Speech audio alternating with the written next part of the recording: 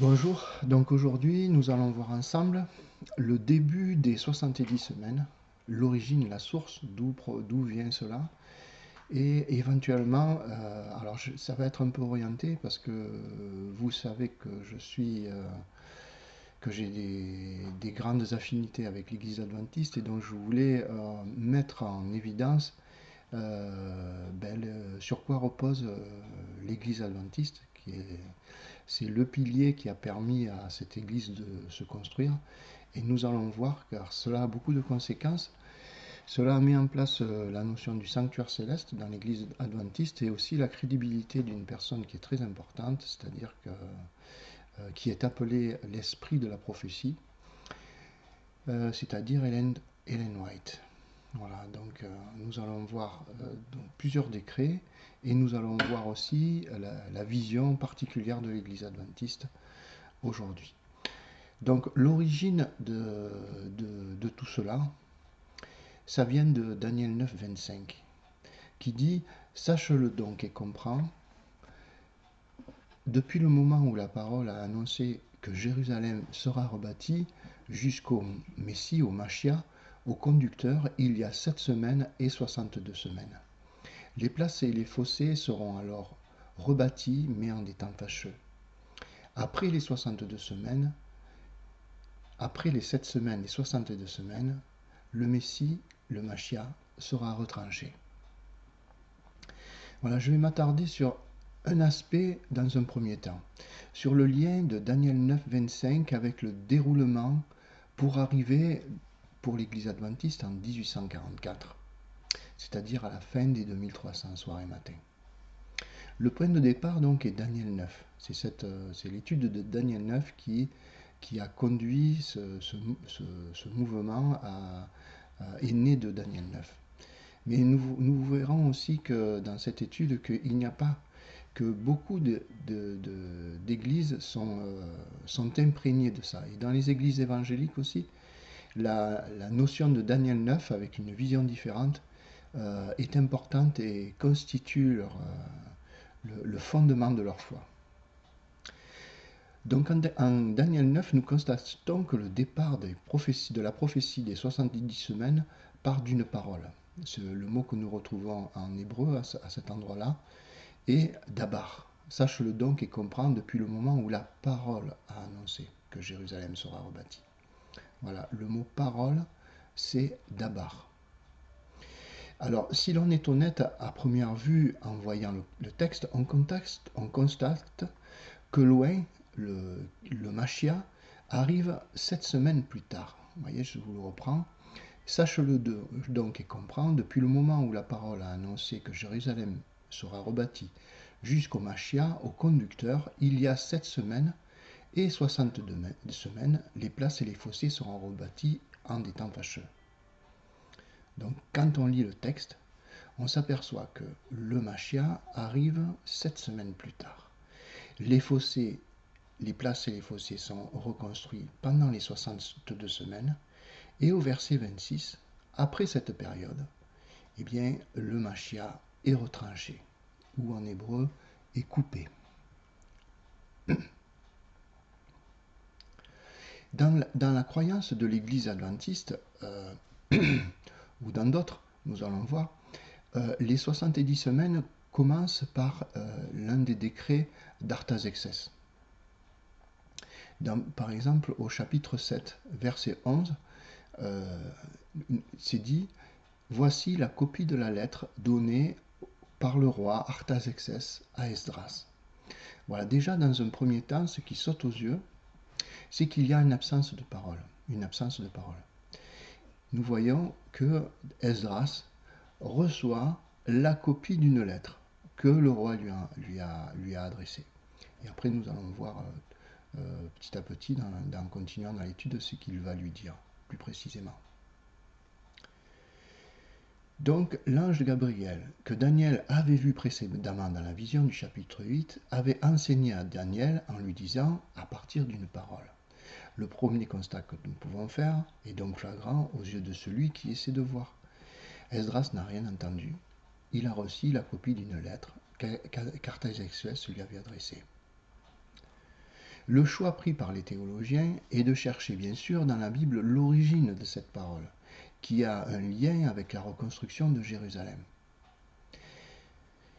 Pour les théologiens chrétiens, il est important de trouver le moyen d'arriver à la venue de Christ, c'est-à-dire que le Machia, c'est important que de trouver, voilà, en fait, la conviction que nous avons, c'est que c'est Christ. Donc il faut arriver à trouver dans l'histoire quelque chose qui peut nous amener à Christ. Alors là, je vais vous parler d'un premier décret, c'est le décret de Cyrus, et qui est retenu par le peuple hébreu. Alors pour lui, c'est plutôt l'inverse, c'est-à-dire que pour lui, le Machia, ça ne peut pas être Christ. Le Messie ne peut pas être Christ, bien sûr. Et le problème qu'il y a, c'est l'orientation des traductions chrétiennes dans ce chapitre n'est pas là non plus pour les rassurer, car elles sont imprégnées et influencées par les croyances de ceux qui ont traduit. Pourquoi? Par exemple, il y a un exemple flagrant, le mot Machia, traduit par Messie. En fait, dans les Bibles chrétiennes, est traduit seulement 2 fois par Messie, au verset 25 et 26 de Daniel 9. Mais les 37 autres fois, quand ça parle de rois comme Cyrus ou comme Saül, par exemple, eh bien, ce n'est pas traduit par Messie. Ils sont pas et pourtant, ce mot Machia désigne les rois dans la Bible. Et ceci, nous le retrouvons dans Ésaïe 45.1, par exemple, où ce mot désigne Cyrus, qui marche dans la main de Dieu.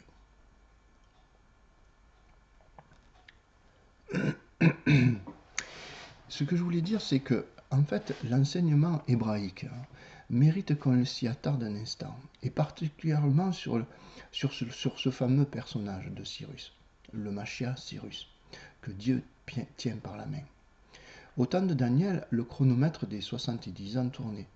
La captivité pour un peuple si fier d'avoir été si richement comblé par la présence de Dieu, car la présence de Dieu était dans le temple, dans le lieu très saint. Et pour ce peuple-là, c'était certainement très difficile à supporter que le temple soit détruit. Et cette proximité de ce peuple avec Dieu était vraiment difficile. Ils avaient vraiment l'impression d'avoir été abandonnés par Dieu. C'était très difficile de se retrouver comme des feuilles au vent, éparpillées dans le territoire de l'Empire babylonien. Alors, là, nous allons commencer par un élément qui me semble important, c'est les 70 ans de Babylone. La Bible nous en parle, notamment dans le livre de Jérémie, dans Daniel 9 aussi, au début. Ça nous parle des 70 ans. Et l'erreur qui est commise, en général, c'est d'aller chercher des 70 ans en années solaires, c'est-à-dire des années de 365,24 jours. Les prophéties dans la Bible sont en années dites prophétiques, ou en années qui avaient originel. C'est-à-dire que les années faisaient 360 jours et étaient bien calées. Mais par la suite, dans la suite des temps, ça je vous avais déjà fait une étude là-dessus, en fait il y a eu un décalage, et il y a eu un décalage de environ 5 jours de différence par année. Et c'est pour ça que nous avons aujourd'hui des années bissextiles pour attraper cette année-là. Mais les années prophétiques dans la Bible, pour beaucoup de précision, sont en années de 360 jours. Et bien sûr, ça nous fait dans notre calendrier un décalage. Mais si nous comptons 360 jours pour une année, nous avons l'exactitude de l'événement qui arrive au bout. Donc pourquoi je vous dis ça? Parce que déjà, il y a les fameux 1260 jours, un temps des temps et la moitié d'un temps, 42 mois, qui nous montrent que les moments prophétiques, là il y a une comparaison en mois, en jours et en années, et cela fait des années de 360 jours. Mais il y a aussi un mystère qui n'a pas été trouvé jusqu'à présent, et que je voulais vous donner. c'est que les 70 ans, en fait, de Daniel, les 70 ans sur Babylone, euh, finissent, bien sûr, au moment où Méné, Méné, Tekel, Upharsim, c'est-à-dire que ton royaume a été mesuré, compté, compté et divisé. Voilà. C'est-à-dire que les 70 ans arrive au moment de la mort de Belshazzar, dernier roi de Babylone, et à ce moment-là, Babylone rentrera dans des ruines éternelles. Là, le texte est clair par rapport à ça, c'est-à-dire que les 70 ans finissent le 12 octobre 539. Et 69 ans avant, en année prophétique de 360 jours, ou 70 ans en année solaire, en octobre 609, eh bien, il s'est passé un événement important que nous retrouvons dans les chroniques et dans les rois.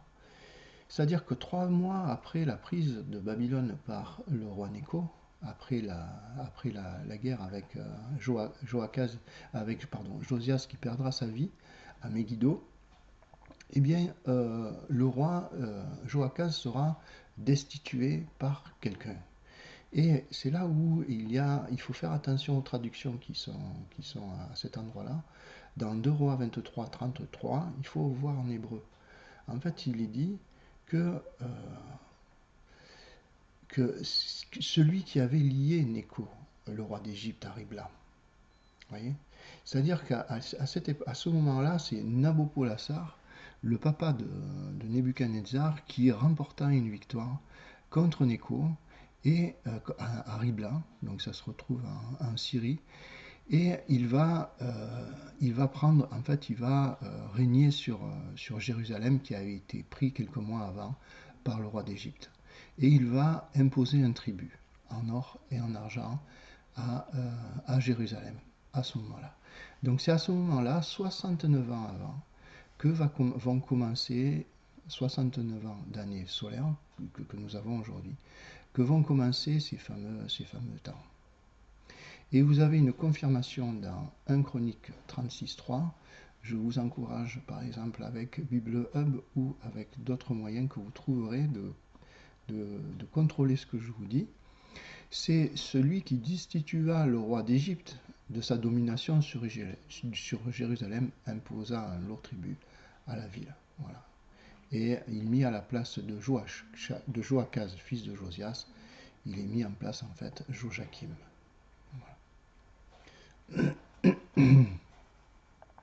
Mais certains font prolonger, alors je vous le dis, certains font prolonger parce que pour beaucoup c'est un mystère, c'est 70 ans. Donc ils font prolonger la mort, ils font prolonger les 70 ans au-delà de la mort de Belshazzar et de la prise de Babylone. Et ils attribuent à Darius un temps de règne en solo, avec la première année de Cyrus qui vient à sa suite. Mais lors de la soirée du 12 octobre, Daniel avait dit au roi que sa royauté, ça il faut voir en araméen, serait donnée au roi des Mèdes et des Perses. En Daniel 1, 20 et 21, les 4 jeunes gens, Daniel 1, 20 et 21, les 4 jeunes gens furent au service de Belshazzar et surpassèrent en influence les autres conseillers du roi. Et en Daniel 1, 21, ainsi fut Daniel jusqu'à la première année du roi Cyrus. Voilà, le texte nous enseigne là que la première année de Cyrus se trouve de suite après la mort de Belshazzar. Il n'y a pas de temps où Daniel va servir un autre roi. Il n'y a pas d'intermédiaire entre Belshazzar et Darius. C'est-à-dire que dans les Écritures, vous allez avoir dans le livre d'Esdras ou plusieurs endroits, dans le livre de Daniel ou dans le livre des Chroniques par exemple ou des Rois, vous allez avoir la première année de Cyrus où il va faire son décret. Eh bien la première année de Cyrus, ça se situe entre octobre 539 et octobre 537, c'est-à-dire en gros 538, pardon. En gros, la première année de Cyrus, c'est 538, voilà, parce que c'est la fin de 539. On va dire plutôt dans notre calendrier, ça se situe en 538. Donc c'est à ce moment-là que que Cyrus va mettre en place le premier décret qui est choisi en général, qui dit au peuple de partir, qui sont libres de partir, et pour rentrer à Jérusalem et reconstruire le temple. Voilà. Alors en Jérémie 25, 12, mais lorsque 70 ans seront accomplis, je châtierai le roi de Babylone et cette nation, dit l'Éternel, et j'en ferai des ruines éternelles. Voilà, là je reprends un élément que je vous avais déjà parlé, mais c'est 70 ans accomplis. Vous voyez, c'est pas le début, donc c'est la fin de la 70e année. En Jérémie 29, 10, mais voici ce que dit l'Éternel, dès que 70 ans seront écoulés pour Babylone, je me souviendrai de vous, et je vous ferai exécuter, et je ferai, exécuter vers vous ma bonne parole en vous faisant ramener dans ce lieu. C'est-à-dire, là, c'est où il file, c'est-à-dire que Dieu fait faire par quelqu'un, Dieu fait ramener en ce lieu. Voilà. Et c'est Cyrus qui va accomplir cette chose. Quand Cyrus fait référence à Jérémie et dit à Israël de retourner et de rebâtir le temple, les 70 ans sur Babylone sont terminés. Le dernier roi est mort, à lui maintenant de faire revenir le peuple. Là, je reviens un petit peu, je refais un petit peu d'histoire en avant. En 550, un coup de massue, en moins 550, un coup de massue s'est fait entendre au nord. Celui dont on pouvait avoir les regards sur lui depuis quelque temps, un petit roi, le roi d'Anshan, qui se trouve en Iran, venait de renverser le puissant royaume du Nord. Ce royaume avait été allié des Babyloniens dans la conquête de l'Empire assyrien et de l'Égypte. C'est le royaume des Mèdes. Les Mèdes, avec Astiage comme roi, étaient tombés devant ce petit roi d'Anshan, devant Cyrus, roi de Perse et son armée. Et 11 ans plus tard, après 550, les troupes de Cyrus s'emparent le 12 octobre 539 de Babylone. La 70e année s'est maintenant déroulée. Le royaume babylonien avait été compté, pesé, et le soir du 12 octobre, le royaume de Belshazzar a été divisé entre le roi de Médie, Darius, et Cyrus, roi de Perse, et roi des rois, et quelques mois plus tard, le 27 mars, moins 538, un troisième roi allait être mis en place. Le fils de Cyrus, Cambyse, deviendra également aussi roi de Babylone. Et ça, c'est sûrement pour tenir la place au chaud de son père. Il est fortement probable, conscient de l'influence que son nom pouvait avoir à l'intérieur des remparts, et connaissant le chemin qu'il devait suivre grâce à la parole d'Ésaïe le prophète, et à celle de Jérémie au chapitre 25, il est même possible que le choix du temps particulièrement pour intervenir n'ait pas été pris au hasard. C'est-à-dire que j'avais retrouvé ça dans un document qui dit que c'est certainement d'origine égyptienne ou peut-être grecque, ce document, mais qui dit que la fuite de Nécho, le départ de Nécho pour aller faire la guerre auprès du roi d'Assyrie contre les Babyloniens, eh bien c'est fait en juillet. Et c'est à ce moment-là qu'il avait établi roi Joachaz. Et 3 mois plus tard, donc, celui qui règne sur Nécho va établir Joachim, c'est-à-dire en octobre. Et donc, c'est fortement probable que Cyrus connaissait cette prophétie, et de toute façon, c'était obligé qu'il connaisse cette prophétie, et c'est même possible qu'il ait choisi le moment précis de la fin des 70 ans pour intervenir. Car son nom était cité et les 70 ans étaient finis. Alors, je continue. Les circonstances avec la provocation de Belshazzar et la scène avec la main qui écrivit sur le mur suivis de la crise à la suite des paroles de Daniel, ont eu certainement pour certains la certitude de la fin et pour d'autres celle de la libération. La présence de Daniel auprès de Darius, avec les faveurs qu'il reçoit au chapitre 6 de Daniel, montre manifestement la complicité des Hébreux dans la conquête de la ville.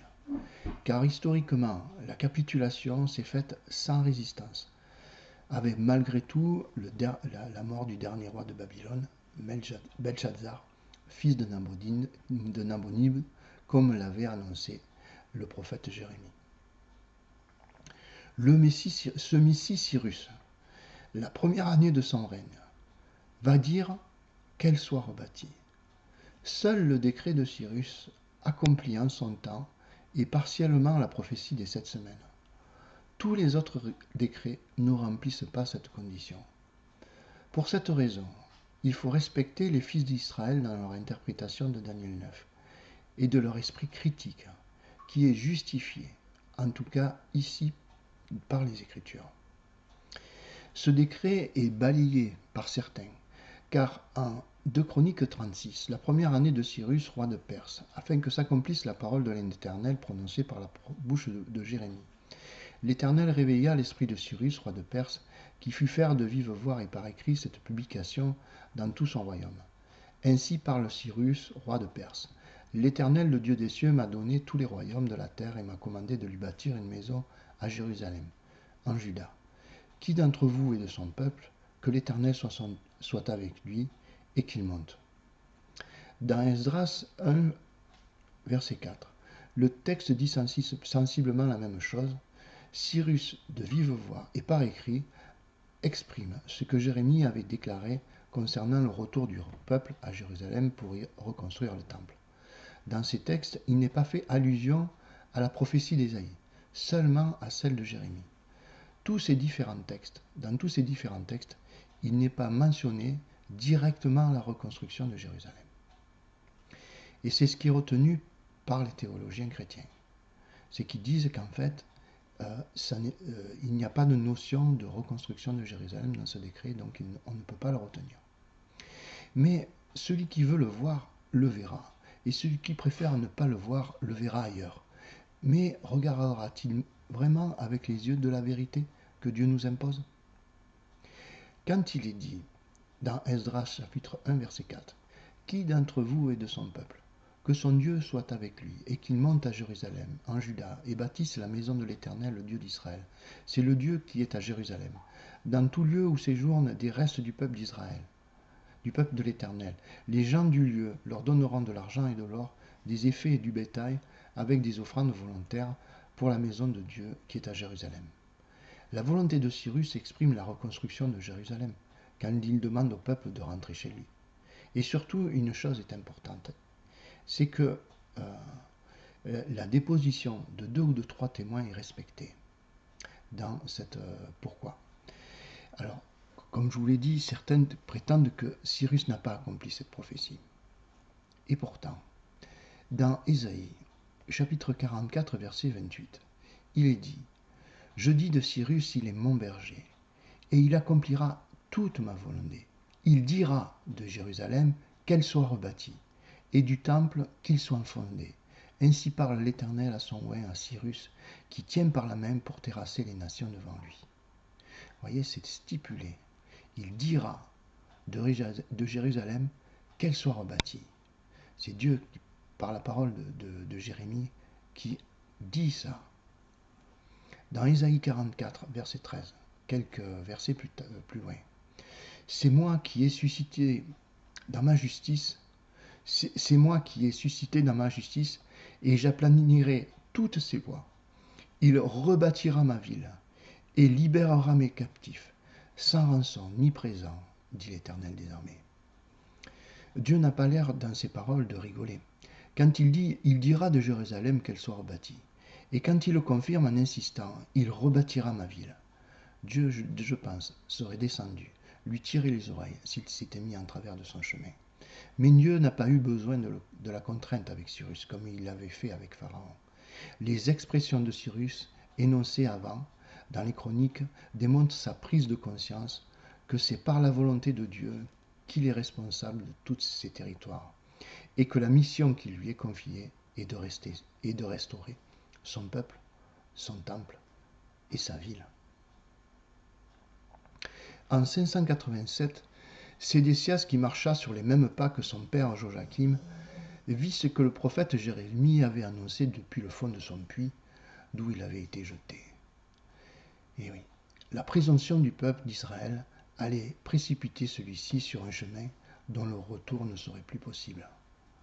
Cette année-là, le temple de Salomon, habité par la présence de Dieu, allait être détruit. David allait bientôt également manquer de ses successeurs comme roi sur la ville et sur Juda. Cette période marque une fracture qui ne sera jamais guérie et dont la douleur est ravivée jusqu'à aujourd'hui, quand le temps change et s'assombrit. En moins 587, cette date marque ainsi pour le peuple d'Israël le début des semaines de Daniel 9. La parole de Jérémie, qui promit que le temple et la ville seraient rebâtis, allait s'accomplir. Et ceci se passa la première année de Cyrus, roi de Babylone, en 538. Cette semaine, où 49 ans s'est écoulé depuis 587 jusqu'à 538. Cyrus, le Messie, le Machia, annoncé 200 ans auparavant par Ésaïe, accomplissait la prophétie. La ville, le temple vont être rebâtis. Bien sûr, si l'on regarde de plus près le déroulement de Daniel 9, de ces événements qui sont décrits, la réalité est un peu différente. Par exemple, pour les 62 autres semaines, pour les autres semaines en général, les choses se compliquent. Rien ne transparaît dans l'histoire qui semble se rapprocher du texte. Mais cela me paraît fou, quand même, que ce soit moi qui fasse ces recherches, car à mes yeux, tous ces décrets n'ont rien à voir avec ce que l'ange confie à Daniel. J'ai fait ces recherches, car je ne dois rien négliger, et tout cela me donne un bagage d'arguments qui apporte la confirmation que les choses que j'avance ne sont pas le fruit d'éléments sortis du contexte sans cohésion. Nous pouvons noter que l'histoire ne connaît pas les Mèdes et les Perses, mais la dynastie perse achéménide. Pendant 200 ans, seuls les rois de Perse régneront. Darius le Mède, appelé aussi dans Cyaxare, a été roi de Médie à la mort d'Astiage, c'est-à-dire en 550. Astiage perdit la guerre devant son neveu, roi d'Anchan, Cyrus. C'est à ce moment que Darius le Mède, oncle de Cyrus, prit le contrôle de la Médie en 560 jusqu'à sa mort en 536, selon l'historien grec Xénophon. Voilà. Donc Cyaxare II, appelé certainement aussi Darius le Mède, a régné de 560 à 536, c'est-à-dire 3 ans jusqu'à 3 ans après la prise de Babylone, en 539. Donc, il est possible en Daniel 10 que la 3e année de Cyrus, qui nous est fait mention au chapitre 10, les 3 semaines de deuil que Daniel va avoir sont à la suite de la mort de Darius. La considération de cet homme pour Daniel est extraordinairement importante, comme le témoigne Daniel dans son récit lors de la fosse au lion, au chapitre 6. Cyrus, dans ses conquêtes, ne retirait pas forcément tout le pouvoir du roi déchu. Il était plus judicieux en général de faire comme il le fit avec Crésus, le roi de Lydie, de ne pas bouleverser les administrations en place et de répondre partiellement aux attentes du peuple, notamment dans les affaires religieuses. C'est-à-dire quand il prenait un pays, il faisait des lois dans l'intérêt du peuple, et donc ça lui permettait il était bien vu, Cyrus était bien vu du peuple, mais il laissait l'administration et même parfois le roi en place, comme il l'a fait avec Crésus. Et là on le voit avec son oncle, où il va mettre en place son oncle Darius le Mède, le frère de sa mère, il va le mettre comme roi, il va le laisser roi comme sur la Médie. Mais dans la réalité, c'est Cyrus qui est quand même derrière. Voilà, là nous avons vu la première vision, c'est la vision hébraïque de Daniel 9, c'est-à-dire que, comme le texte le dit en tout cas, au chapitre 9, verset 25, loin, le Machia arrive au bout de cette semaine. Eh bien, eux, ils considèrent que ça commence en 587 jusqu'en 538, les 49 ans, sur les ruines du temple. Voilà. Et l'arrivée et l'annonce de Cyrus de la reconstruction du temple et de la ville. Alors, en numéro 2, nous allons parler du décret de Darius le Grand. Alors, ce décret, son règne arrive après Cyrus, après son fils Cambyse, qui prendra la suite de Cyrus, et après son autre fils, Bardia. Voilà, c'est un peu une histoire un peu compliquée. Et donc, ce roi perse se souleva contre Bardia et installa la dynastie perse des Achéménides. Nous retrouvons ce décret dans Esdras 6. Cette année-là, les Samaritains, peuple qui n'avait pas été déporté par les Babyloniens, se sont installés partout sur le territoire de Juda et sur les ruines de Jérusalem. Alors ce qui se faisait certainement à l'époque, c'était de récupérer les pierres et de rebâtir des choses à son compte. Moi je vois le château de mon village, c'est ce qui s'est passé. Voilà.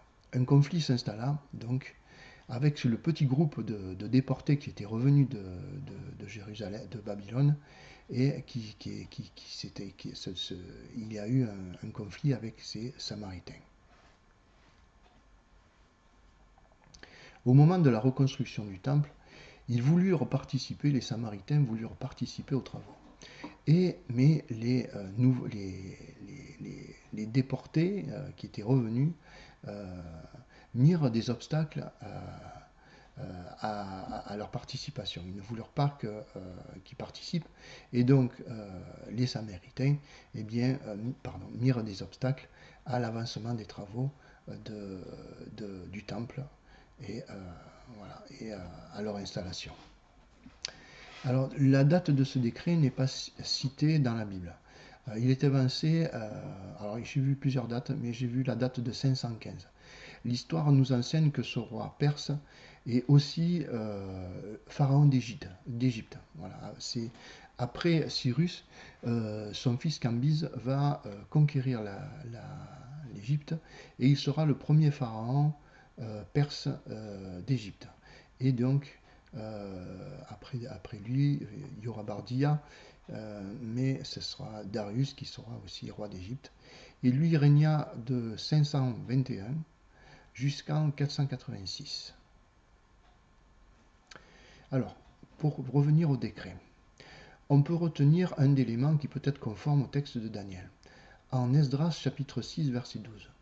Que le Dieu qui fait résider son nom en ce lieu, que le Dieu qui fait résider en ce lieu son nom renverse tout roi et tout peuple qui étendrait la main pour transgresser ma parole, pour réduire cette maison de Dieu à Jérusalem. Pour détruire cette maison de Dieu à Jérusalem. Moi, Darius, j'ai donné cet ordre qu'il soit ponctuellement exécuté. Voilà. Donc là, il y a un élément intéressant, c'est dans ce qu'il dit par rapport au temple de Jérusalem, c'est que pour transgresser ma parole. Vous voyez, là on voit qu'il y a une mention aussi, comme dans le décret de Cyrus, c'est qu'il y a la notion d'une parole. Donc Daniel exprime verbalement sa résolution. Par contre, il n'y a pas d'allusion à la reconstruction de Jérusalem, mais seulement à la poursuite des travaux du temple qui avait été commencé du temps de Cyrus. Voilà, à ma connaissance, il n'y a pas d'église qui prenne ce décret pour marquer le début des 70 semaines. Mais bon, je vous en parle, c'est un des décrets qui est cité. Après, le décret de Néhémie, chapitre 2. Alors là, nous avons une date. Au mois de Nissan, le premier mois de l'année, donc c'est en mars-avril, la 20e année d'Artaxerxès, soit en 445. Néhémie, qui est alors échanson du roi, c'est-à-dire qu'il a des responsabilités, mais on va dire que c'est lui qui a toute la confiance du roi, c'est-à-dire que c'est lui qui écrase les grappes de raisin pour donner à boire du jus de raisin au roi. Donc Néhémie a un visage triste et exprime au roi ses soucis sur Jérusalem, qui est une ville ouverte à toutes les agressions. Ses habitants vivent dans la continuelle angoisse d'être la proie d'agresseurs extérieurs.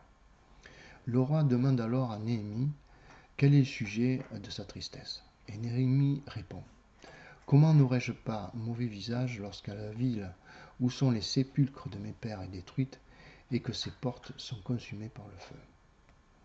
Suite à la demande de Néhémie, le roi lui donna une lettre pour avoir du bois pour la reconstruction des portes, pour la muraille et pour sa maison. Esdras demande donc une lettre pour Asaph. Alors ça, c'est verset 28, je crois. Garde de la forêt du roi, afin qu'il fournisse du bois de charpente pour les portes de la citadelle, près de la maison, pour la muraille de la ville et pour la maison que j'occuperai. Contrairement aux images qui nous sont véhiculées de ces choses-là, la muraille de la ville ne se fit point en pierre, mais en bois, comme le texte le dit.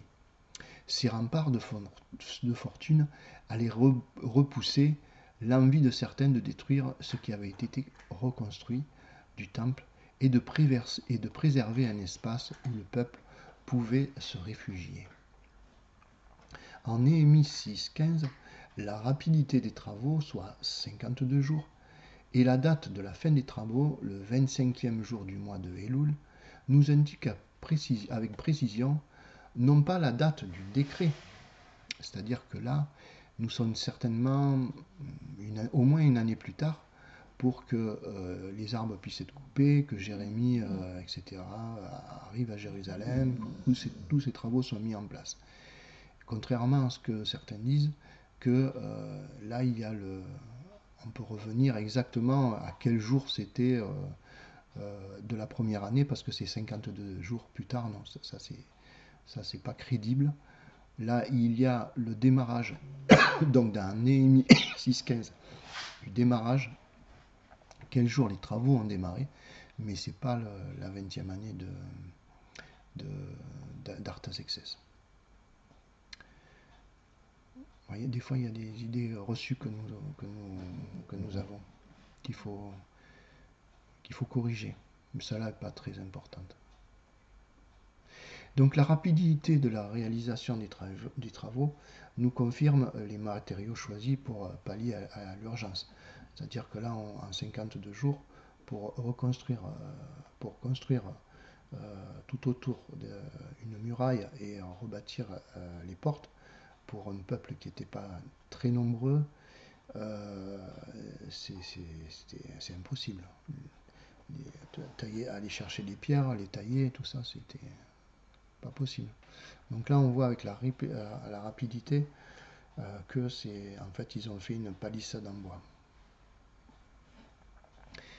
Donc, on peut noter aussi en Néhémie chapitre 7, versets 1 à 4, la ville était spacieuse et grande, mais peu peuplée, et les maisons n'étaient pas bâties. Donc ce décret est retenu dans le milieu évangélique. Il est un important pilier de leur foi, bien sûr, en lien avec Daniel 9. En point positif, la date de sa parution est connue. Nous avons vu, c'était le premier mois de la 20e année, c'est-à-dire à mars-avril 445 d'Artaxerxès. Ce décret, cette fois-ci, n'est pas un rapport exclusif avec la reconstruction du temple. C'est-à-dire que là, on voit que ce décret n'a pas de lien vraiment avec la construction du temple, mais en lien avec la ville, avec Jérusalem. Nous pouvons considérer que la muraille, même faite de matériaux non durables, a un lien avec la reconstruction de Jérusalem. Et bien sûr, il nous est parlé de la maison de Néhémie, qui fait partie de la ville, donc on peut considérer qu'il y a une volonté du roi de reconstruire la ville parce qu'il donne la possibilité à Néhémie d'avoir sa maison. En point négatif, alors il n'y a pas de parole, non, le roi écrit. À l'exception de la maison de Néhémie, la ville n'est pas reconstruite, il n'y a pas de parole de reconstruction de Jérusalem, en dehors de l'écrit de la maison de Néhémie. Et alors, qui est interdit. Parce que au chapitre 4, on peut considérer qu'il ne revient pas forcément sur sa parole du chapitre 4, versets 18 à 21. Alors non, c'est 21 à 25. Je pense que j'ai fait une erreur dans mes notes là. Où là, le roi Artaxerxès avait dit qu'il ne voulait plus que la ville et le temple soient rebâtis. Là, c'est pas vraiment clair qu'il y ait une reconstruction, mais bon, voilà, c'est pas vraiment clair, mais on peut considérer que. Donc sur ce décret, il y a deux hypothèses qui sont avancées. La première a pour base les années solaires de 365 jours, 24, 25. En général, l'inversion de Daniel 25 est pratiquée, c'est-à-dire qu'on dit que Jérusalem est reconstruite au bout de 7 semaines et le Machia arrive au bout de 7 et 62 semaines. Donc ça, dans les hypothèses que nous allons voir qui reposent sur ce décret, eh bien c'est l'inversion du texte de Daniel est pratiquée. Et on considère qu'on transforme les semaines en années. Alors j'en ai déjà parlé, mais souvent dans les milieux évangéliques, si vous voyez des vidéos, on va vous prendre la semaine avec Rachel et Léa, finis la semaine avec celle-ci et après je te donnerai l'autre. Et en fait, 7 ans vont passer. Et on se sert de ça pour dire que 7 ans, c'est égal à une semaine. Bon, je vous en ai déjà parlé. Moi, personnellement, je trouve ça très tiré par les cheveux. Surtout que pendant cette période-là, Jacob et Rachel vont avoir leur premier fils, Joseph, qui va naître dans cette période-là. Donc en réalité, ce qui s'est passé à ce moment-là, c'est que Jacob a vécu avec Léa pendant une semaine et après il a pu prendre pour femme Rachel. Seulement il a dû travailler encore pendant 7 ans pour payer sa dette. Voilà. Et après il travaillera encore 7 ans où il gagnera son troupeau au fur et à mesure de ces 7 ans. Voilà. Disons que donc ça, je trouve que c'est tiré par les cheveux d'aller justifier les semaines d'année avec ça. Après, vous avez deux autres textes qu'on utilise. Ça, c'est général. C'est un texte au chapitre 4, verset 5 d'Ézéchiel, où Ézéchiel va se coucher pendant 40 jours sur un côté, et Dieu précise que ça correspond à 40 années. C'est-à-dire que, et pareil aussi dans les nombres, nombre 14, versets 33 et 34, où Dieu va leur dire, comme il y a eu le peuple, les 12 espions sont allés pendant 40 jours visiter le territoire de Canaan, bien vous errerez 40 ans. Ce qu'on peut voir au travers de ces deux textes, c'est que Dieu est clair. Il ne dit pas au hasard les choses, c'est-à-dire qu'il prévient. Dieu dit vous allez errer 40 ans. Il n'y a pas de texte dans la Bible qui annonce par exemple 7 ans et les gens vont rester 70 ans ou des choses comme ça. Donc Mais je dirais le plus flagrant, c'est cette histoire de semaine-là. C'est vraiment des prétextes, ça.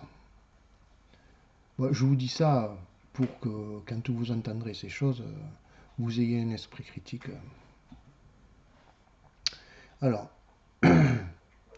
là, donc on pratique l'inversion de Daniel 9, c'est-à-dire qu'on dit que la reconstruction de la ville s'est faite donc 49 ans après le décret. Donc là, on est catégorique. En 504, la reconstruction de la ville est faite et la mort arrive en plus 39 en tenant compte de l'année 0. C'est-à-dire que si on part de 545 et qu'on retire 483 ans, eh bien on arrive en 39 de notre ère. Voilà. Et les personnes sont convaincues que c'est en 504, c'est-à-dire 49 ans plus tard, que Jérusalem est reconstruite.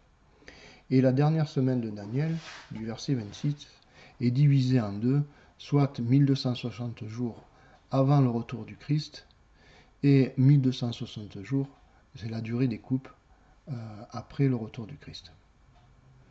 Alors, les points positifs de ce décret. La date de la parution du décret est connue, c'est la 20e année d'Artaxerxès. La mort de Loin arrive au terme des 62 des semaines. C'est-à-dire après les 7 et 62 semaines, Loin sera retranché. C'est ce que nous retrouvons en Daniel 4, 34 dans l'expression « après les temps marqués, moi Nebuchadnezzar, je levai les yeux et la raison me revient ».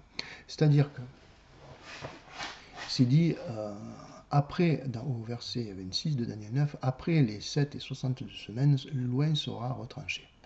Donc on pourrait dire que le terme après dit que en fait c'est la mort de Loin qui arrive à ce moment-là. C'est-à-dire que ça c'est un lien réel avec, si vous reprenez Daniel 4 verset 34, qu'il est dit après 7 ans ils me redemandèrent, eh bien le terme après qui est employé ne veut pas dire après dans un moment inconnu, mais au terme des 7 semaines et 62 semaines, c'est la mort du Messie. Voyez, et donc ce décret-là, comme cette vision des choses-là, eh bien, respecte ça. C'est-à-dire que Loin meurt au terme des 7 et 62 semaines. Si ce sera différent pour les autres, et même pour le premier, Cyrus va mourir beaucoup plus tard que le terme des... C'est là, pour le premier décret que nous avons vu, vous voyez, là ça reste un mystère, hein, cette histoire que Loin il meurt au bout de 7 semaines et 62 semaines, difficile à justifier pour Cyrus. Et bien là, ce décret-là, il respecte, c'est le seul décret qui va respecter que la mort du Machia arrive au terme des 62 semaines. Un point positif aussi sur ce décret, eh bien, des travaux sont effectués sur la ville. Un point négatif, cette hypothèse se heurte à la vraisemblance de la mort si tardive de Jésus, c'est-à-dire la mort en 39, historiquement, ça ne tient pas, c'est trop tard. Après, vous avez l'ordre chronologique du texte de Daniel 9 n'est pas respecté, c'est-à-dire que, en fait, comme dans Daniel 9, il est dit, le Machia arrive au bout de 7 ans, au bout des 7 semaines, et bien voilà, l'ordre chronologique n'est pas respecté. Les temps prophétiques confirmés par les 70 ans et par les 1260 jours ne sont pas respectés aussi. Ce sont des années solaires de 365 jours qui sont retenus. Et il n'y a pas de déclaration verbale, comme nous pouvons le trouver dans le décret de Cyrus.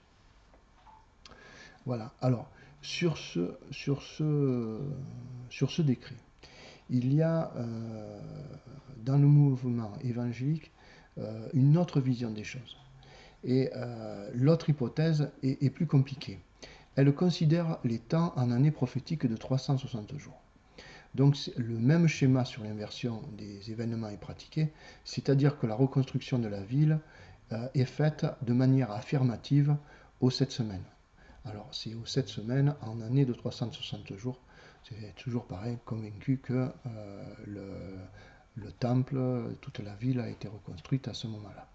Et cette fois-ci, ce n'est pas la mort de Jésus qui arrive au terme des 7 semaines et 62 semaines, mais c'est son arrivée triomphale à Jérusalem, sur le dos d'une ânesse. Et sa mort vient quelques jours plus tard. Alors, le calcul qui est retenu, c'est 483 jours, fois, au lieu de 365, c'est 360 jours. Ça nous fait 173 880 jours que nous transformons en jours solaires, c'est-à-dire divisé par 365,24,2425, et ça nous fait 476 jours 0,26. Voilà. C'est-à-dire que une fois qu'on a converti tout ça, au lieu d'avoir 483 jours, eh bien on a 486 jours, 0,26. Et là, donc, si on prend l'an 445, depuis l'an 445, moins 476 jours, etc., eh bien nous arrivons en l'an 31,06, auquel on ajoute l'année 0, et ça nous fait Jésus entre en Jérusalem en l'an 32, etc. Cette date qui est avancée avec beaucoup de conviction arrive à convaincre malgré que peu en comprennent le mécanisme. L'accord d'un grand nombre sur cet élément unit la diversité évangélique, c'est-à-dire dans la diversité des églises évangéliques, la plupart sont d'accord sur ce schéma-là. Donc, voilà. Donc là, au lieu que nous ayons la mort du Machia au terme des 7 semaines et 62 semaines, eh bien nous avons son arrivée triomphale. Et donc la dernière semaine de Daniel est aussi à la fin des temps, comme la première notion que nous avons vue. Elle est divisée en deux parties, avant et après le retour de Jésus à la 7e trompette. C'est-à-dire il y a 1260 jours avant et 1260 jours après. Alors, il y a une confirmation qui va dans ce sens. Dans les différentes démonstrations des livres de Daniel et d'Apocalypse, les 1260 jours, 42 mois, un temps et la moitié d'un temps, sont convertis en années de 360 jours. Si les demi-semaines sont converties, il est normal que les 69 premières le soient aussi. Car un an, ou l'expression un temps, correspond à 360 jours. Donc les points forts de ce décret. Artaxerxès revient sur sa parole pour reconstruire la ville, que nous avons vu au chapitre 4 d'Esdras.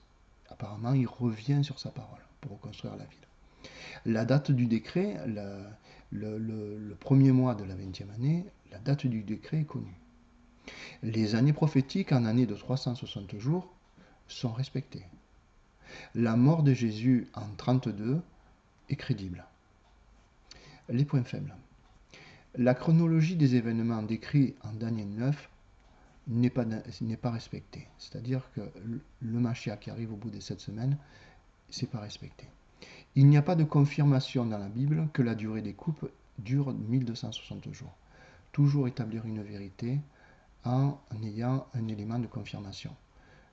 Voilà. Là, nous n'avons pas la confirmation qu'il y ait une période de 3 ans et demi après le retour de Jésus, pendant la période des coupes. Le décret n'est pas exprimé par une parole verbale, comme par exemple pour le décret de Cyrus. Voilà.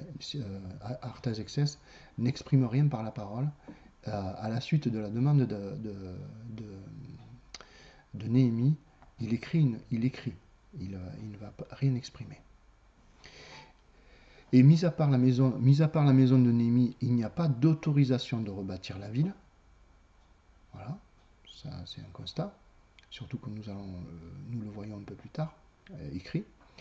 Et en rapport avec Daniel 9, 25 et 26, et l'inversion de loin qui n'arrive pas aux 7 semaines, il devient alors nécessaire au bout des 7 semaines et 62, il devient alors nécessaire de faire arriver et disparaître aussitôt à la fin des 7 semaines et 62 semaines. C'est-à-dire que cette notion oblige les théologiens à le faire arriver et disparaître de suite. Vous voyez? Voilà. C'est-à-dire on fait rentrer Jésus sur le dos d'une ânesse très rapidement. Et mourir rapidement. Après, je vous parlais un petit peu de la théorie des témoins de Jéhovah. Alors, la théorie des témoins de Jéhovah commence en 455. Alors, le règne d'Artaxerxès, c'est 465-434. Et eux font régner Artaxerxès 10 ans avant son règne. Donc, et ils considèrent que la 20e année est en 455. Alors que normalement, dans l'histoire, c'est la 10e année qui est en 455. Alors pourquoi? Parce que comment dire, ce qui a constitué ce peuple, c'est la théorie qui est basée sur Daniel 4 de 1914. Vous avez sûrement entendu parler de 1914 où Jésus devait revenir. Et en fait, il devait revenir de manière physique, régner sur la terre de manière physique. Et maintenant, il est avancé qu'en fait, il règne, mais de manière invisible. Mais si vous voulez, les temps qui ont été pris, qui partent de 607 avant Jésus-Christ, date erronée aussi pour le début du règne de Nebuchadnezzar, mais voilà, ils prennent 2520 ans en année solaire pour arriver en 1914. Et donc ils sont obligés, si vous voulez, dans les 70 ans, dans les semaines de Daniel 9, de partir sur le même principe. C'est-à-dire qu'ils considèrent que Artaxerxès a régné 10 ans pendant que son père était roi. Voilà. Donc ils font la 20e année d'Artaxerxès en 455. Alors, c'est quoi qui les motive? Pourquoi 455? Ils auraient pu choisir une autre date, parce qu'il n'y a rien dans l'histoire qui nous indique si il a régné avec son père, et à quel moment il a commencé à régner avec son père, tout ça. En fait, ils sont conscients que Jésus n'a pu commencer son ministère qu'après 29. Voilà. Ça, nous allons le voir un peu plus loin, mais parce qu'en fait, dans la Bible, dans Luc 3, verset 1, il nous est parlé de la 15e année de Tibère. Et la 15e année de Tibère commence en fin 29. Et donc, eux, ils sont conscients de cela. C'est pour ça qu'ils ont choisi que la 20e année d'Artaxerxès est en 455. Alors ça, j'ai un ami qui est témoin de Jéhovah. À un moment donné, j'ai fait une recherche dans le livre d'Esther. Et vous pouvez reprendre, il y a des dates qui sont données, alors ça durait, etc. etc. Et le règne de Xerxès, en fait, a duré 19 ans, de 486 à 460, jusqu'à sa mort en 465. Et si vous reprenez le livre d'Esther, vous allez voir qu'il n'y a pas de notion que son fils prend le relais pendant cette période, pendant son règne. Et si vous reprenez des temps qui sont dedans, je ne vais pas vous donner tous les détails. Moi, j'avais trouvé que, par exemple, il y avait au moins 14 ans dans le livre d'Esther. Vous voyez, par exemple, il y a des dates qui sont données là.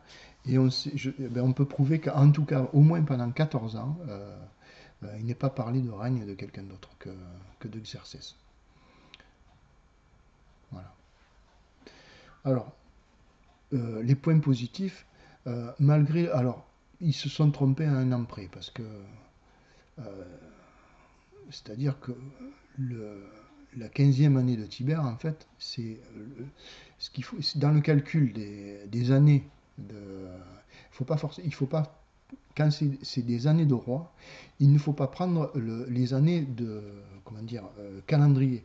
Il faut prendre les années de règne des rois. Et quand il est dit la 15e année de Tibère, c'est-à-dire la 15e année à partir de son règne, et non pas de l'année. Vous voyez, de l'année calendrier, du calendrier.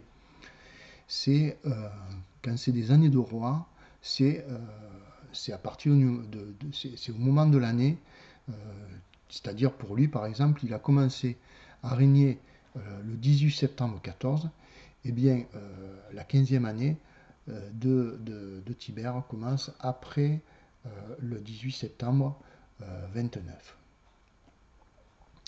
Donc là ils se sont trompés d'un an, mais bon, c'est pour le principe. Alors, les points positifs. Malgré le choix erroné à un an près, nous pouvons dire que la date du baptême de Jésus est crédible. L'onction de Jésus au baptême au terme des 7 semaines, des 7 et 60 semaines, est en relation avec, parce qu'il est parlé c'est traduit par loin. Vous voyez, celui qui a reçu l'huile, en hébreu, le Mashiach.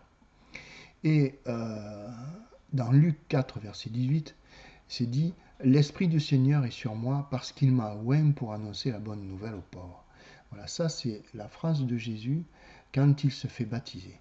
Donc ça on peut dire que c'est respecté, c'est-à-dire qu'au terme des 7 et 62 semaines, si on parle de loin, qui arrive, malgré que ce soit inversé, eh bien on pourrait dire que ça correspond au baptême de Jésus. Voilà. Donc ça, on va dire que c'est un point positif.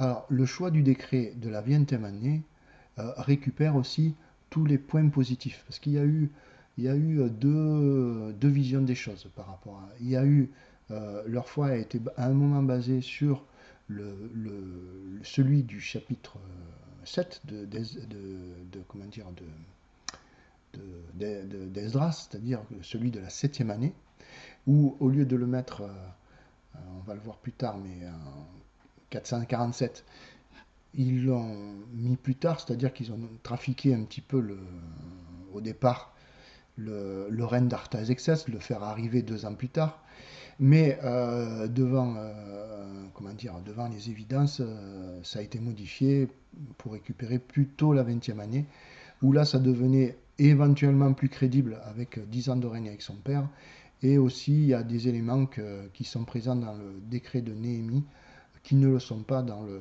décret d'Artaxerxès que nous allons voir plus tard. Alors les points négatifs, bon, mais il y a toujours cette inversion de ce qui est écrit au chapitre 9, hein, c'est-à-dire le loin qui arrive cette semaine, qui n'est pas respecté. Alors, ce décret ne respecte pas l'histoire. Ce décret est en année solaire de 365,24 jours. Les 2 demi-semaines ne sont pas vérifiables historiquement et bibliquement, et il n'y a pas d'annonce verbale. Voilà. Voilà. Et maintenant, nous allons... voilà, c'est surtout celui-là qui est important pour moi.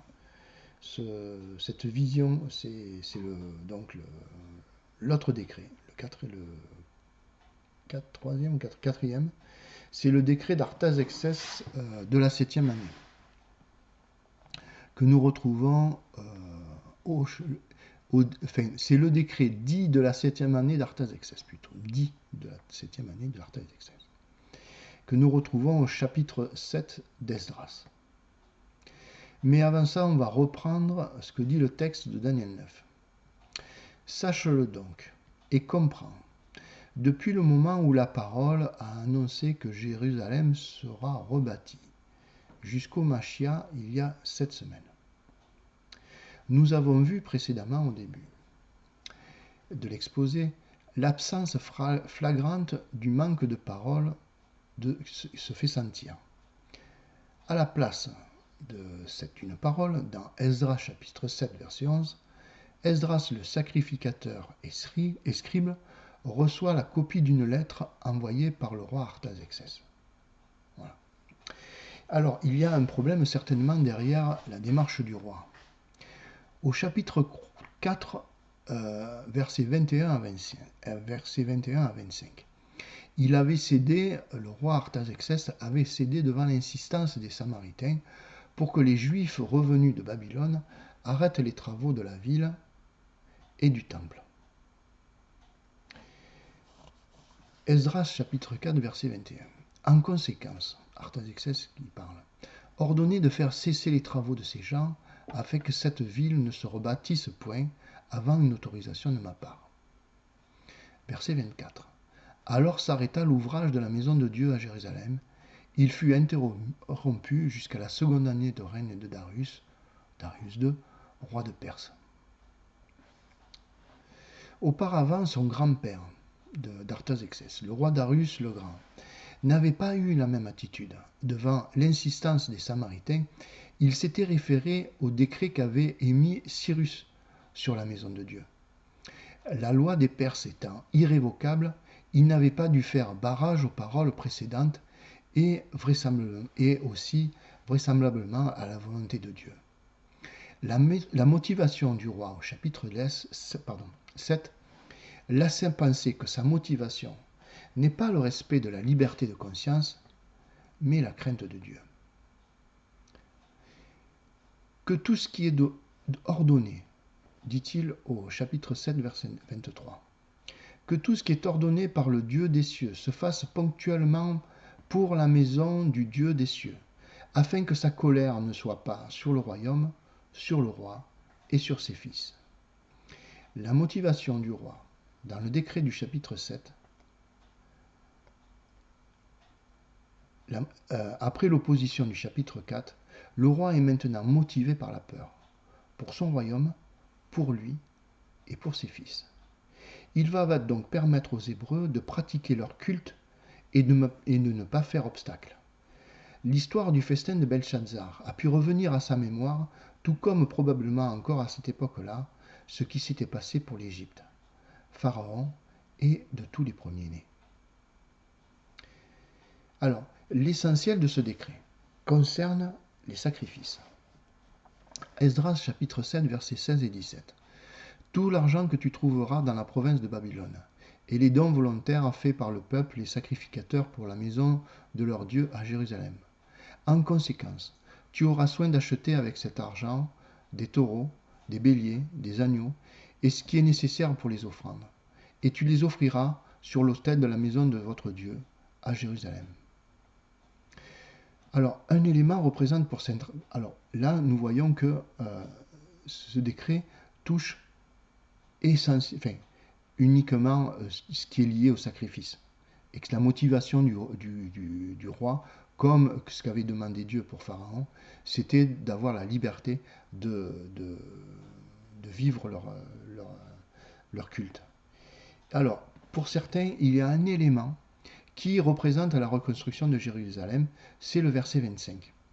C'est dit, « Et toi, Esdras, selon la sagesse de Dieu que tu possèdes, établis des juges et des magistrats qui rendent la justice à tout le peuple de l'autre côté du fleuve, à tous ceux qui connaissent la loi de ton Dieu, et fais-les connaître à ceux qui ne les connaissent pas. » Ce décret ne mentionne pas la reconstruction de la ville. Dans ce décret, le roi ne revient pas sur sa parole précédente concernant la ville. Le changement est donner les moyens pour que le culte puisse se faire dans de bonnes conditions et mettre en place des juges et des magistrats.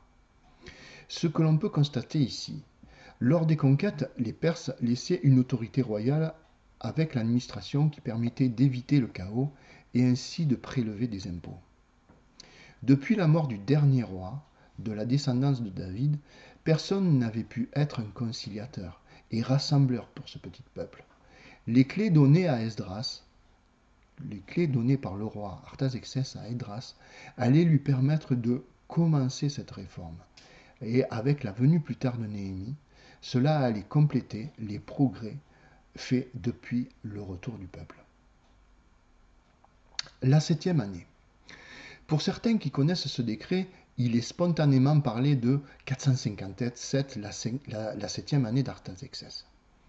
Eh bien, c'est mal connaître tout d'abord l'histoire. Car dans le calcul des années des rois, il est pris l'année d'accession au trône. En Jérémie 25.1, Nous pouvons voir cela en 605 et la victoire de Nebuchadnezzar sur l'Égypte à Carchemish. Cette première année de Nebuchadnezzar est aussi la mort de son père. Nous savons historiquement que Nabopolassar est mort en 605. Et dans Jérémie 25.1, eh bien, nous savons, par exemple, nous savons que la première année de son règne, il est stipulé la première année de son règne, eh bien, ça vient à sa victoire contre Nécho, la première année de Nebuchadnezzar.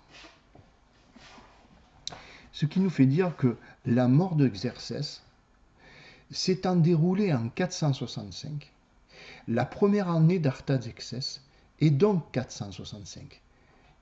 Et par voie de conséquence, la 7e année n'est pas 457, mais 458. Donc ça, c'est une précision. La 7e année d'Artaxerxès, c'est 458 et non pas 457. Mais il y a un problème, ça, vous me direz à un an près, tu chipotes. Mais là, il y a un gros problème. Il y a un problème qui est beaucoup plus important. C'est que la date du décret, en réalité, est inconnue. Spontanément, concernant ce décret, il est dit de la 7e année. Pourtant, ce n'est pas ce que le texte nous indique. La date de la parution et de l'exécution du décret est inconnue. En tout cas dans la Bible. Ce que le texte nous indique, c'est qu'Esdras va recevoir la copie d'une lettre, il va devoir parcourir tout le territoire de Babylone pour recueillir de l'argent, il va devoir motiver des sacrificateurs, des familles, une portion du peuple, acheter des animaux pour les sacrifices, rassembler leurs troupeaux, et ce peuple, toute cette population partira de Babylone le premier jour de la 7e année. C'est-à-dire que l'émission du décret, en réalité, et le commencement de l'exécution de ce décret est inconnu. Seul ce qui est stipulé dans le texte d'Esdras, c'est le premier jour de la 7e année, le peuple se met en mouvement.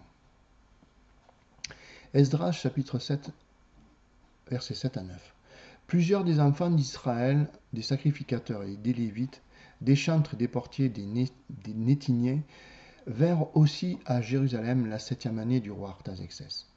Esdras arriva à Jérusalem au 5e mois de la première année du roi. Et il partit de Babylone le premier jour du premier mois, et il arriva le premier jour du 5e mois. Le départ se fera donc le premier jour de Babylone, avec 12 jours plus tard, le peuple avec Esdras va faire une autre étape dans le territoire de Babylone. Ça, nous le retrouvons au chapitre 8, verset 31. À Dahava, ça s'appelle, près du fleuve Dahava, chapitre 8, 31. Alors tout le cortège, il est estimé qu'ils étaient environ 7000, avec une multitude d'animaux, vont partir définitivement pour Jérusalem à partir de 12 jours plus tard, à partir près du fleuve Dahava. Donc il faut donc considérer le temps où le roi a peut-être exprimé, parce que ça c'est pas stipulé, a peut-être exprimé verbalement et décidé par écrit de cette résolution, qu'une copie ait été faite à l'attention d'Esdras, qu'elle lui parvienne, que tout ce qui y est écrit puisse se mettre en place. Il est difficile d'avoir une affirmation sur ces choses, de connaître la date de cet événement, ne connaissant pas tous les détails du moment. C'est-à-dire on ne peut pas savoir tous les aléas qui a pu se passer, à quel moment ce décret a pu être émis. Ce que nous pouvons affirmer, c'est que le décret s'est passé au temps d'Artaxerxès. Et il est avant la 7e année, le début de la 7e année. Donc il est compris entre 465, la première année, et 459, la 6e année. Voilà. Donc là, nous allons voir maintenant une impossibilité historique de retenir ce décret. Le règne de Tibère César. Après la mort de son père Auguste, Tibère commence à régner le 18 septembre 14, jusqu'à sa mort en mars 37. En Luc 3, 1, ça on l'a déjà vu mais je vous le reprends, en Luc 3, 1 jusqu'à 1 et jusqu'à 3, la 15e année du règne de Tibère César, lorsque Pilate était gouverneur de la Judée, la parole fut adressée à Jean, fils de Zacharie, dans le désert. Et il alla dans tout le pays des environs du Jourdain. Il disait à ceux qui venaient en foule pour être baptisés par lui. Voilà. Alors là, vous reprenez, vous aurez l'intégralité. Là, j'ai fait des coupures parce qu'il y a pas mal de petits détails, etc. Donc, ce qui nous est dit, vous reprenez le texte de Luc 3, 1 à 3. En gros, la 15e année de Tibère, Jean-Baptiste commence Dieu l'appelle à commencer son ministère, c'est-à-dire après le 18 septembre 14. Et au chapitre 3, verset 21, là il nous est parlé, mais dans d'autres textes aussi, que Jésus va venir plus tard. Tout le peuple se faisant baptiser, Jésus aussi fut baptisé. Il va venir plus tard. Le texte de Luc nous informe que le ministère de Jean commence dans la période comprise entre le 18 septembre 29 et le 18 septembre 30. Jésus arrivant après que Jean soit connu, on peut estimer en toute vraisemblance que le baptême de Jésus a commencé en 30 ou 31 de notre ère. Ce calcul montre l'impossibilité. Comme nous l'avons vu précédemment, le décret a pu être émis de moins 465, le début du règne d'Artaxerxès, à 459, la 6e année.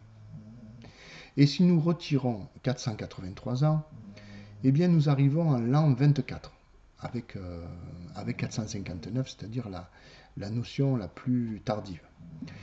Et si on rajoute l'année 0, qui n'est pas dans les calendriers, cela nous fait l'an 25. Ce que nous pouvons affirmer, c'est que si l'on suit la logique de calcul de cette approche, le baptême de Jésus est compris entre l'an 19, c'est-à-dire si on prend la première année où il a été émis, l'an 19 si on prend la première année d'Artaxerxès, et jusqu'à la 6e si on prend jusqu'à l'an 25 si on prend la 6e année. Alors là, nous voyons l'impossibilité est évidente.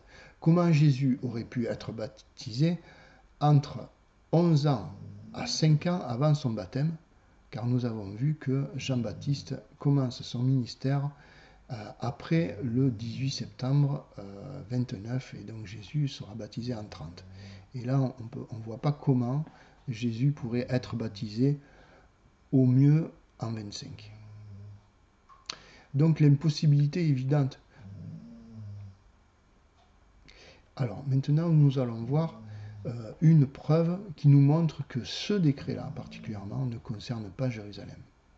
Eh bien, la preuve de cette preuve-là,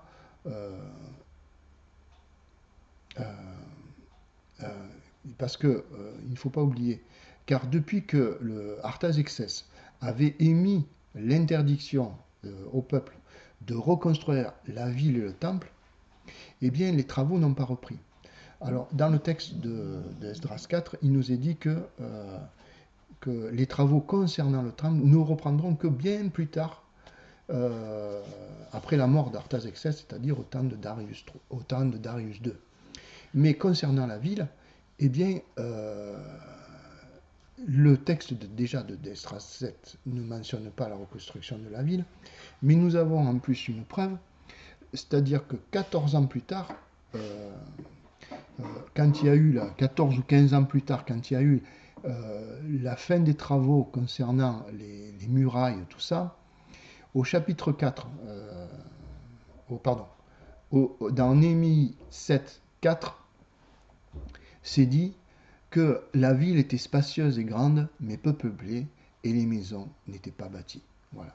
C'est-à-dire que là, normalement, 14 ou 15 ans plus tard après le décret d'Artaxerxès, eh bien, les maisons ne sont pas bâties. Vous voyez, ça c'est une preuve comme quoi le décret d'Artaxerxès ne peut pas être retenu. C'est une des preuves que ce décret ne peut pas être retenu. Alors là, j'ai pas fait, j'aurais dû continuer. Je n'ai pas fait toute la liste des points positifs et négatifs, alors, mais ça semble évident. Donc là, je retiendrai un point positif, il n'y a pas grand-chose à part éventuellement loin, pareil que celui des témoins de Jéhovah, on peut considérer que loin peut arriver, c'est-à-dire le baptême de Jésus. Sinon, tous les autres points, c'est-à-dire il n'y a pas de parole, la date à l'inconnu, impossibilité historique, avec impossibilité biblique. La ville n'est pas, ce décret-là ne concerne pas la reconstruction de Jérusalem. Voilà.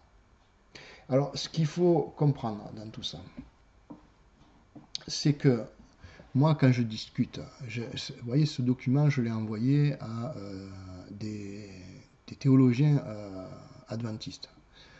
Et même, je veux dire, j'en ai parlé à d'autres personnes. Le problème, c'est l'ancrage dans les croyances. C'est-à-dire qu'il a été établi des croyances d'Église et remettre en question, par exemple, un élément si important bouleverse tout. Donc c'est quelque chose qui ne peut pas être accepté. Et pour les témoins de Jéhovah, c'est la même chose.